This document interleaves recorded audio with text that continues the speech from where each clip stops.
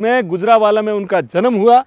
Partition के बाद India आए और 1966 में इंडियन आर्मी को ज्वाइन किया और सिक्किम में उनकी पोस्टिंग हुई 1968 में।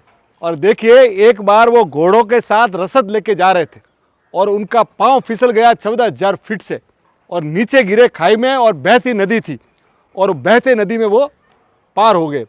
भारतीय सेना ने 3 दिन तक उनके लिए अभियान चलाया, वो मिले नहीं। सोचा अपने हाथ में नहीं आएंगे। उनका एक दोस्त था प्रीतम सिंह। रात को प्रीतम सिंह के सपने में आए बाबा हरभजन सिंह और बोला कि मेरी लाश वहाँ पड़ी और मेरी राइफल वहाँ पड़ी है। और वो सब सचेत रह गए कि ये क्या बात है कि सपने में बात आनी और ये सब चीज़ें, उनको विश्वास नहीं हुआ।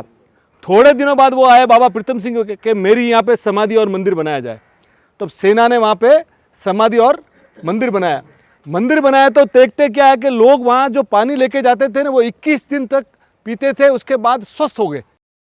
अब क्या हुआ कि बाबा हरभजन सिंह क्या करते थे कि वो रोज रात को कहीं भी चीनी लोग घुसपैठ कर रहे हैं, कहीं भी तंबू गाड़ रहे हैं, तो अपने सेनाओं के जवानों के सपने में आके बोलते थे कि आल कल सुबह वहाँ जाना, वहाँ पे घुसपैठ हो रही है, परसों वहाँ पे तंबू लग रहा है। वहाँ के जो बड़े अधिकारी थे ना, वो भी ताज्जुब किए।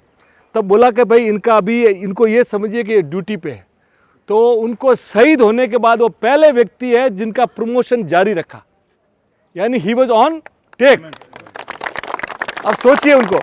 अब वो चीनी सेना वाले आने के बोलने लगे कि साहब आपका यहाँ पे एक जो है कोई आपका जवान हमारे यहाँ आता है।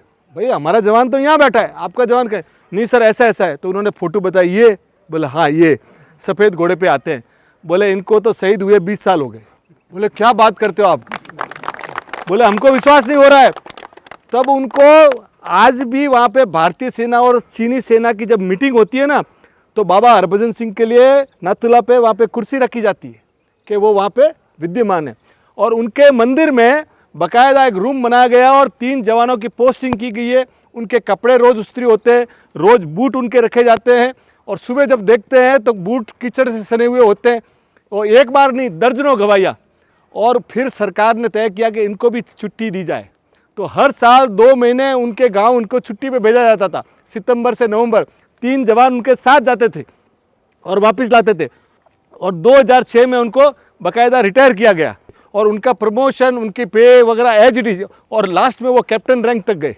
और उनकी आप बात समझिए, लोग बोलते हैं कि आज भी वो नाथुला दर्रा और वहाँ तक का जो हिस्सा है ना, वहाँ पे बाबा हरभजन सिंह की रखवाली है। तो ऐसे हमारे बाबा हरभजन सिंह